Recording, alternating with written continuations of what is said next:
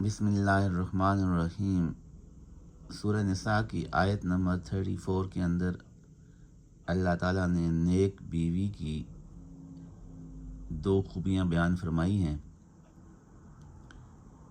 پہلی خوبی کہ وہ اپنے شوہر کے حکم کی پابند ہوتی ہیں، اس کا حکم مانتی ہیں، اس پہ چلتی ہیں، جو مرد کہتا ہے اس کے حکم پر چلتی ہیں۔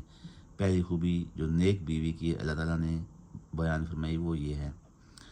اور دوسری خوبی یہ ہے کہ جب وہ گھر میں نہیں ہوتا، ٹھیک ہے، تو حافظات للغیب بما حفظ اللہ، غیب میں یعنی جب وہ پیٹھ پیچھے، جب وہ گھر میں نہیں ہوتا، کام پہ ہوتا ہے، کسی دوسری کنٹری میں ہوتا ہے، تو وہ اس کے مال کی اور اس کی عزت کی حفاظت کرتی ہیں۔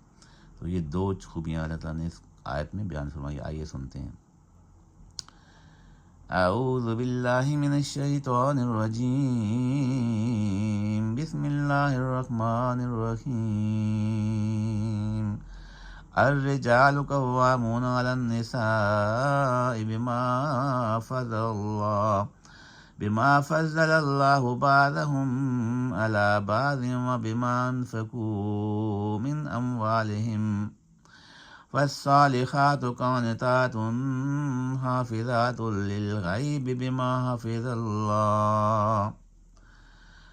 مرد عورتوں پر حاکم مسلط ہیں اس لیے کہ خدا نے بعض کو بعض سے افضل بنایا ہے، اور اس لیے بھی کہ مرد اپنا مال خرچ کرتے ہیں، تو جو نیک بیویاں ہیں وہ مردوں کے حکم پر چلتی ہیں اور ان کے پیٹھ کے پیچھے خدا کی حفاظت میں مال و آبرو کی خبرداری کرتی ہیں، حفاظت کرتی ہیں۔